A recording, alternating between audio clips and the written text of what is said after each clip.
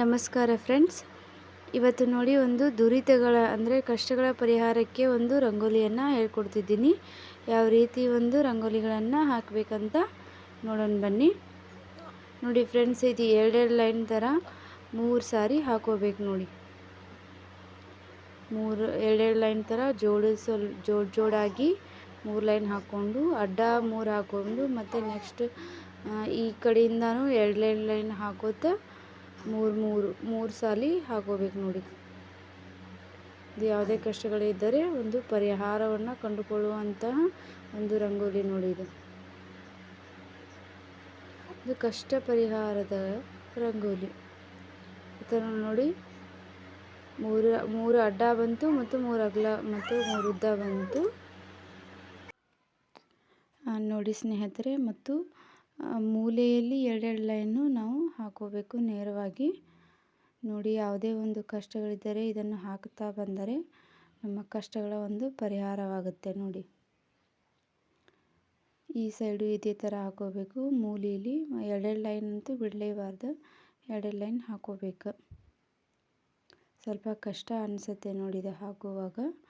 Line ಎಲ್ಲ ಭಾಳ ಬರ್ತಾವಲ್ಲ, ಹಾಗಾಗಿ ಸ್ವಲ್ಪ ಕಷ್ಟ ಅನಿಸುತ್ತೆ.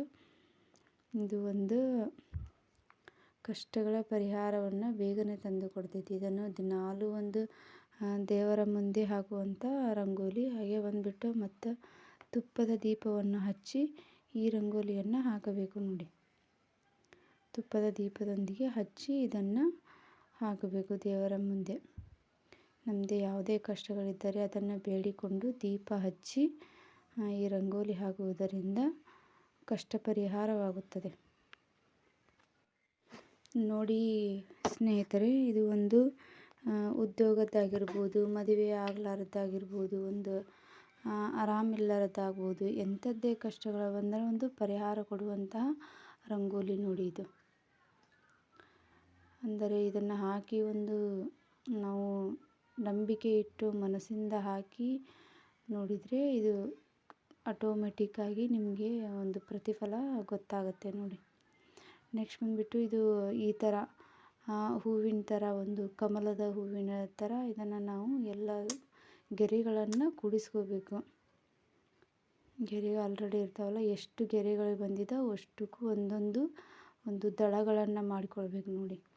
ಒಂದು ದಳಗಳನ್ನು ಮಾಡಿಕೊಂಡು ಎಷ್ಟು ಲೈನ್ ಬಂದಿದ್ದಾವೆ ನೋಡಿ, ನೀಟಾಗಿ ಒಂದೊಂದು ದಳಗಳನ್ನು ಹಾಕ್ಕೊಂಡು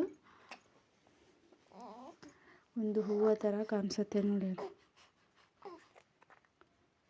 ಇದು ಎಂಥದ್ದೇ ಕಷ್ಟಗಳಿರಲಿ ಮನೆಯಲ್ಲಿ ಒಂದು ಬೇಗನೆ ಕಡಿಮೆ ಆಗ್ತೈತಿ ಮತ್ತು ಯಾವುದೇ ಒಂದು ತೊಂದರೆಗಳಿದ್ರೂ ಹೋಗುತ್ತವೆ ನೋಡಿ ಬೇಕಂದ್ರೆ. ಹಾಗೆ ಒಮ್ಮೆ ನೋಡಿ ನೀವು. ಸೈಡಿಗೆ ಬಂದುಬಿಟ್ಟು 3 ದಳದ ಒಂದು ಕಮಲದ ಹೂವು ತೆಗಿಬೇಕು. 3 ದಳ, 3 ಅಂದರೆ 3 ದಳದಿಂದ ಕೂಡಿರುತ್ತಲ್ಲ ಅದು.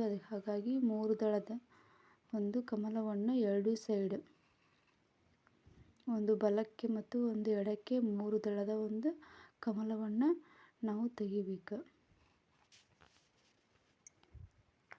ಮೇಲ್ಗಡೆ ಶ್ರೀ ಅಂತ ನಾನು ಬರ್ಕೋಬೇಕು.